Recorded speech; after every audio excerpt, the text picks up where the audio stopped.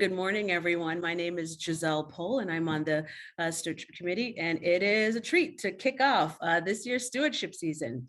This is a time when each of us gets a chance to reflect on all that we have done together as a community and to express that gratitude and support by donating back to St. Margaret's.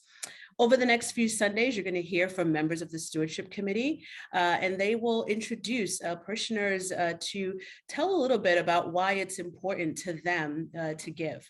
This morning, we're going to hear from Annika Mitic, and she's going to share a little bit of why she supports this community. And it's such a great time to see you, Annika, particularly because you're joining us virtually.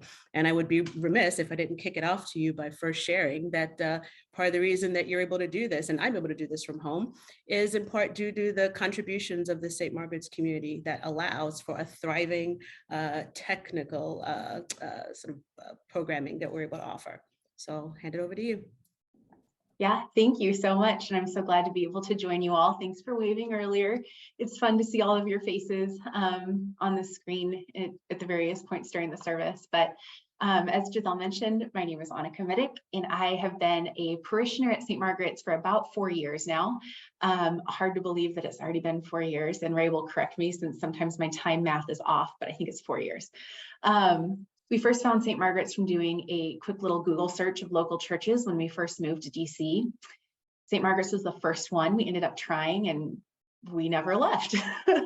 It quickly became home, and while the pandemic was just a brutal shift for everyone in every area of life, we transitioned, like the rest of you, to a virtual experience.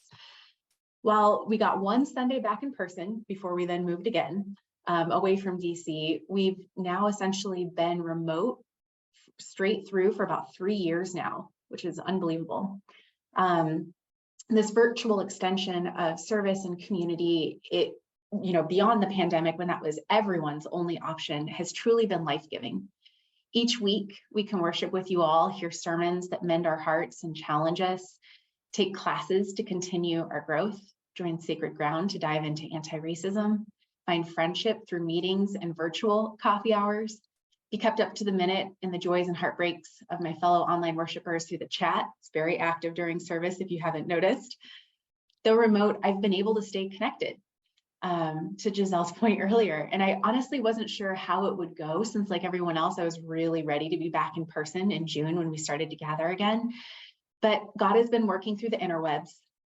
God has been working through the Hollywood squares of faces that I love and I treasure even more than I ever thought possible, even though I can't even hug you. And this connection and community is something that comes with work and intention, and that's where the giving element comes in. It's due to the generosity of the parish and people giving that supports the infrastructure, literally, that we need to have these connections. And when our monthly tithes make sure that there's strong beams above our head in the sanctuary so that it is safe, stable, and sturdy, that the creaky pews that we sit in are also safe, of course, aided by a little hammering by helpful parishioners like Jim, that I can hear Bill so clearly each week, that I can see Richard's misty eyes as he returned from family leave, that I can celebrate the baptisms of sweet little babies, that I can get weepy from afar celebrating the marriage of Mary Alice and Chris, and now that they're going to be parents, that was a fun surprise. My giving also supports a website that serves as the first touch for many people in our community, both people who are local and those who are not, like me. It helps us extend our reach, so somebody is looking for a community that actually means all are welcome, but can't attend in person, they can actually find it. They can have a home.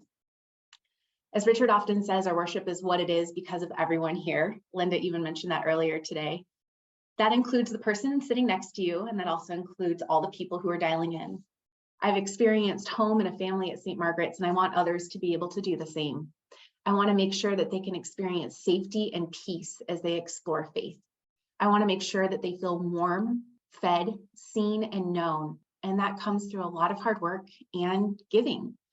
I see my giving as helping us extend our arms to enfold others, both near and far. I'm so incredibly grateful for each and every one of you, and I can confidently say that I am who I am as a person and my faith, that I've survived 18 months in the frozen tundra now, because of all of the amazing people and ministries that are at St. Margaret's. I mean, for just a second, think of how much more impact we can make if we invest in that growth. Think of how amazing it'll be as we make more room at the table for even more people who find their way to us through all the different avenues that our giving makes possible. I'm so excited and so grateful to be a part of this community, a part of you all, and that I can play just a small part even through my giving and our continued growth. So thank you so much.